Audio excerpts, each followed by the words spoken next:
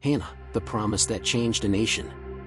The yearly journey to Shiloh should have been a time of joy, songs echoing through the hills, families walking together, laughter rising like incense.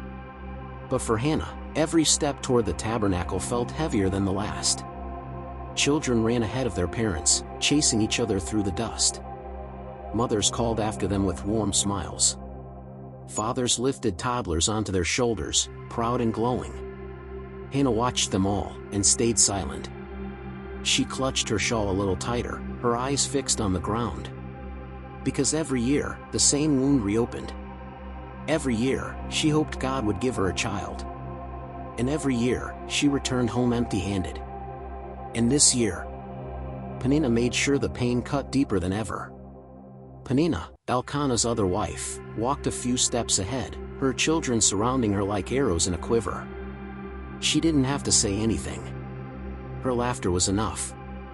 But she said it anyway. "Well, Hannah, perhaps this will be the year the Lord remembers you. Who knows? Miracles happen, even to barren women." Her voice dripped with cruelty. Hannah kept walking. Silent. But inside, her heart cracked. Elkanah placed a gentle hand on her shoulder. "Hannah, why do you weep? Am I not better to you than 10 sons?" He meant well. But the ache in her soul was too deep for comfort. That night, while others feasted, Hannah slipped away. She could no longer pretend. The tabernacle stood quiet under the torchlight, its curtains swaying like a living thing. Hannah stepped inside, trembling. The priest Eli sat nearby, his tired eyes half closed, unaware of the storm inside her. Hannah knelt. And then the dam broke. Her tears fell onto the stone floor, her shoulders shaking as she cried silently, so violently her lips moved without sound. "Lord, if you will look upon my misery. If you will remember me. If you give me a son, I will give him back to you. All the days of his life, he will be yours." It was not a bargaining prayer. It was surrender. A vow forged in heartbreak and hope. As she prayed, Eli watched her, confused. Her lips were trembling. Her face was streaked with tears.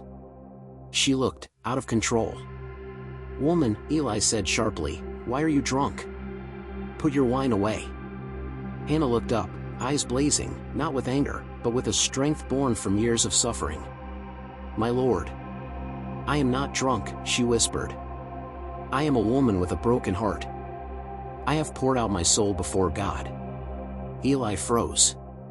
Then his expression softened. "Go in peace," he said slowly. "May the God of Israel grant your request."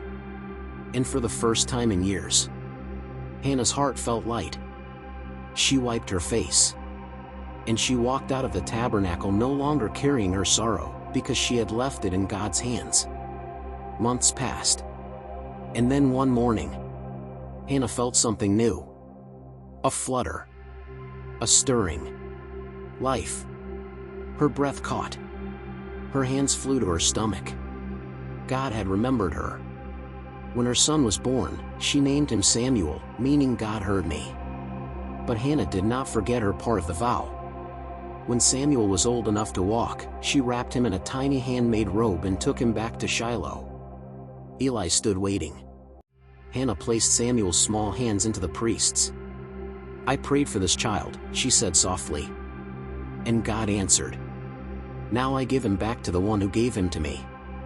It was the hardest moment of her life, but also the holiest.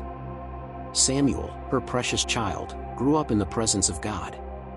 He would one day become the prophet who anointed kings, who led Israel through rebellion and repentance, who spoke the word of God to a nation that had forgotten him.